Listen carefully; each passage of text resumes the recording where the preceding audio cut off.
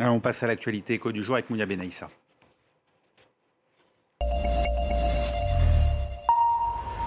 Bonjour Mounia. Bonjour Raphaël. Aux États-Unis, ça y est, la grande loi budgétaire voulue par Donald Trump fait son chemin. Une première étape a été franchie à la Chambre des représentants. Le texte prévoit l'extension de crédits d'impôt gigantesques, mais il pourrait bien alourdir tout autant la dette américaine. Et oui, Raphaël, Donald Trump l'appelle sa grande et belle loi. Alors que contient ce texte de 1100 pages? L'enjeu principal pour le président américain, c'est l'extension des gigantesques crédits d'impôt datant de 2017, de son premier mandat, et qui arrive à expiration à la fin de l'année. Mais d'autres mesures sont prévues. Vous allez le voir. Par exemple, Donald Trump veut supprimer l'imposition sur les pourboires, une promesse de campagne très populaire quand on sait que de nombreux travailleurs dépendent de ces tips comme principale source de revenus.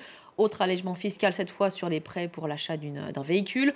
On le sait aussi, Donald Trump est déterminé à effacer toute trace de la politique de son prédécesseur démocrate et le projet de loi prévoit ainsi la suppression de nombreuses incitations fiscales aux énergies renouvelables adoptées sous Joe Biden. Mais ce n'est pas tout. Le président américain veut s'attaquer à Medicaid, l'assurance santé dont dépendent plus de 70 millions d'Américains aux revenus modestes. Ces coupes actuellement prévues dans ce programme public menacent de priver d'assurance santé plus de 7,6 millions de personnes d'ici 2034. Autre coupe budgétaire, cette fois sur le programme SNAP, le plus grand programme public d'aide alimentaire. Et enfin, le texte prévoit davantage de budget pour les services en charge de la défense de la frontière avec le Mexique ou encore la lutte contre l'immigration. Écoutez ces échanges à la Chambre des représentants aux États-Unis. Notre projet de loi, unique et ambitieux, répond au mandat pour le changement qui nous a été confié en novembre dernier. Il permet au président Trump de poursuivre ses opérations efficaces de sécurité aux frontières et d'expulsion en investissant davantage d'agents de la police des frontières, en finançant la prolongation du mur frontalier et en dotant nos hommes en première ligne des outils nécessaires à notre sécurité. Nous avons vu aujourd'hui que le président a déclaré qu'un vote contre ce projet de loi constituait une trahison irréparable. La véritable trahison, Monsieur le Président, est envers les travailleurs de ce pays qui en paieront le prix pour que les milliardaires puissent payer moins d'impôts. Monsieur le Président, nos amis d'en face ont dit qu'ils ne réduiraient pas Medicaid. Et c'est exactement ce que fait ce projet de loi. Ils ont dit qu'ils supprimeraient l'impôt sur les pourboires, mais ils ont oublié de préciser que la contrepartie est la perte de l'assurance maladie. Le peuple américain n'a pas accepté ces promesses non tenues. Le problème, on le disait, pour Donald Trump, c'est que son projet de loi va plomber davantage la dette américaine. Et oui, 36 000 milliards de dollars. C'est l'état actuel de la dette fédérale américaine et le projet de loi pourrait ajouter entre 2 000 et 4 000 milliards de dollars d'ici 10 ans.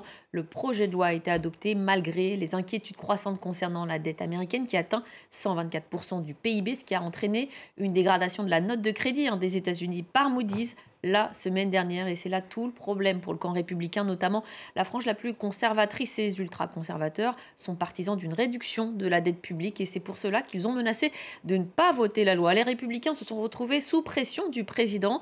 215 voix pour, 214 contre. Un républicain s'est même endormi. Le vote s'est tenu en pleine nuit à Washington. Et la Chambre basse, à majorité républicaine, rappelons-le, s'est prononcée au petit matin. 2 républicains se sont même prononcés contre. Les démocrates également se sont bien évidemment largement opposés à ce texte. Le texte doit encore être examiné au Sénat où il sera certainement retouché. Mais il était urgent de procéder à ce vote car paradoxalement, l'augmentation de la dette a rendu urgente l'adoption du projet de loi par les républicains. Car s'il était adopté dans les prochaines semaines, il relèverait le plafond de la dette fédérale de 4 000 milliards de dollars. Cela permettrait d'éviter un défaut de paiement qui, selon les responsables, pourrait survenir cet été. Comment les marchés ont réagi à cette annonce? Alors, en Europe, c'est du rouge. Ce n'est pas à cause de la loi budgétaire. À Paris, le CAC 40 a fini sur une perte de 0,64. Le FTSE britannique a reculé de 0,54 et le DAX allemand de 0,51. Les bourses européennes ont terminé en baisse jeudi après la publication de données montrant que l'activité économique dans la zone euro est retombée en zone de contraction ce mois-ci. À Wall Street, vous allez le voir, la dette américaine continue de susciter des interrogations, mais c'est toujours du vert pour le moment. Le Dow Jones est à plus 0,37, est à plus 0,37 à 20h, plus 0,37 également pour le S&P et puis le Nasdaq plus 0,79, Raphaël. Merci Mounia, c'était l'économie. Allez, place au sport avec du basket américain, la NBA.